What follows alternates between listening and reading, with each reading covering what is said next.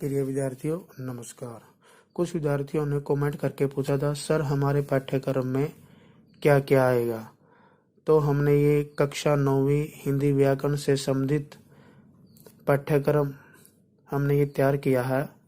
तो हमारा जो पहला है शब्द निर्माण। शब्द निर्माण के अंतर्गत उपसर्ग आते हैं, प्रत्यय आते हैं, समास आते हैं। लेकिन उपसर्ग 2 अंक के आएंगे, प्रत्यय भी 2 अंक के आएंगे, समास 3 अंक के आएंगे। वो कैसे आएंगे? उपसर्ग कई बार कैसे पूछ लेता है कि 2 उपसर्ग दे देगा, अति या अप, तो आपने 2 या 3 नए शब्द बनाने होंगे। या फिर 2-3 शब्द दे देगा, आपने उसमें से उपसर्ग छाड़ने हैं, जैसा मैंने पहले वीडियो में समझाया था। तो इसी प्रकार प्रत्यय या 2 प्रत्यय दे देगा तो आपने नए शब्द बनाने हैं, या फिर 2 नए शब्द दे देगा या आपने उसमें से प्रत्यय छांटने हैं, जैसे मैंने वीडियो में पहले बताया था। तो इसी प्रकार हमारे समास हैं। कोई समास दे देगा, जैसे दशानन दे दिया, विग्रह करके समास का नाम बताइए, या समस्त पद दे देगा, ठीक है।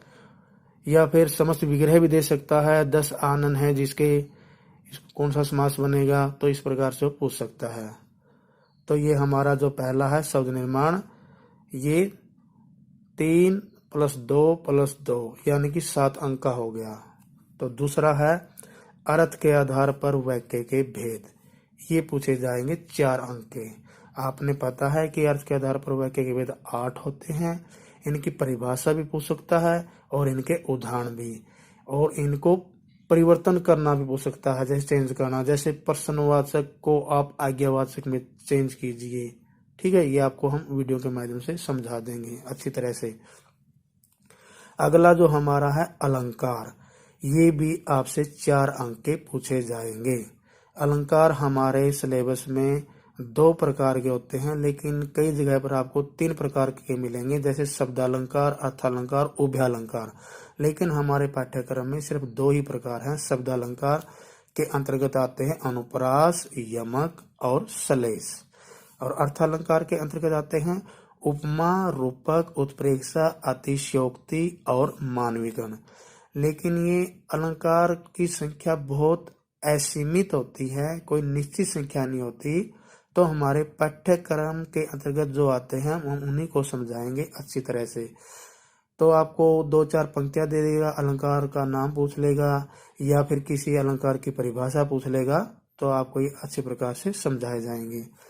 अगला जो हमारा अध्याय रहेगा पत्र लेखन, ये 5 अंक का पूछा जाएगा। पत्र भी 2 प्रकार के होते हैं, औपचारिक, अनौपचारिक। औपचारिक के अंतर्गत पत्र आते हैं आवेदन पत्र है, प्रार्थना पत्र, शिकायती पत्र, और ये संपादकीय पत्र होते हैं जो संपादक के नाम लिखे जाते हैं। और अनौपचारिक होते हैं व्यक्तिगत, जो हमारे सगे संबंधी जो रिलेशन में लिखते हैं, बधाई पत्र है, निमंत्रण पत्र है, सांत्वना पत्र है, ठीक है। ये आपको अच्छी प्रकार समझा देंगे। अगला है निबंध लेखन, ये 10 अंक का पूछा जाएगा, यानी कि जैसे होली के बारे में लिखिए, या मेरी प्रिय पुस्तक है, जो भी निबंध वो देगा वो आप ये करना होगा।